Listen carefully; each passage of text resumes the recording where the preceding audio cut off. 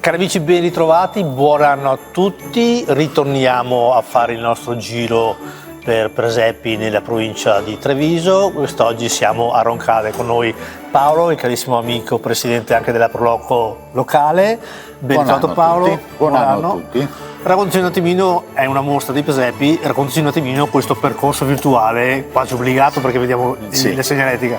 Allora, di nuovo buon anno a tutti, visto che è cominciato il 2026, speriamo sia migliore del 2025, si dice sempre così. Ce lo auguriamo. Diciamo che abbiamo la mostra quest'anno dei presepi, siamo all'8ª edizione, la Grotta della Cometa, che si svolge nella chiesa antica di San Cipriano.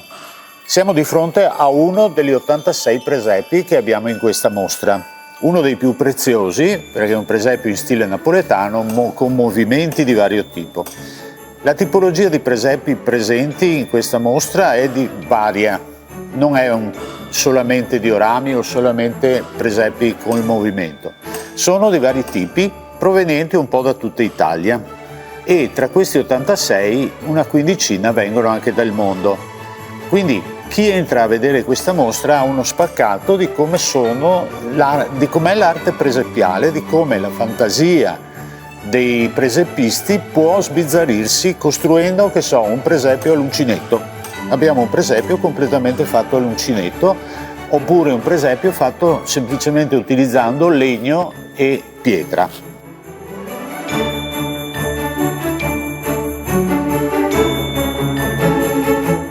Un grazie naturalmente è dovuto a tutti i tuoi collaboratori che naturalmente ti hanno aiutato ad allestire questa bellissima mostra. Io sono solo il presidente, un presidente fa qualcosa se dietro c'è una squadra che lavora, una squadra coesa, una squadra che ha tante specializzazioni, ognuno nel suo settore.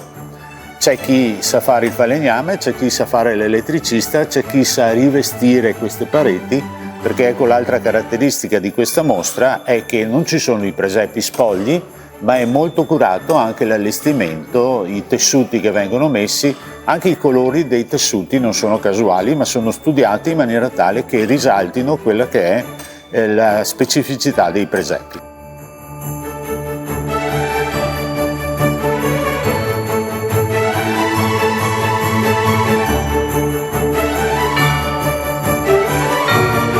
E siamo in chiesa antica di San Cipriano di Roncade, e gli orari di visita li trovate anche sul sito della Proloco, dove c'è il QR code con tutti gli orari. Comunque in ogni caso siamo aperti i giorni festivi dalle 9 a mezzogiorno e dalle 2:30 alle 6:30 del pomeriggio, mentre nei giorni feriali meglio fare un colpo di telefono, c'è un numero indicato nel volantino, meglio fare un colpo di telefono perché così veniamo di persona. Siamo anche a disposizione, se ci sono gruppi che vogliono venire, a fornire una visita guidata, quindi qualcuno di noi che porterà il gruppo, 10, 15, 20 persone, quante sono, a vedere questi preziosi manufatti.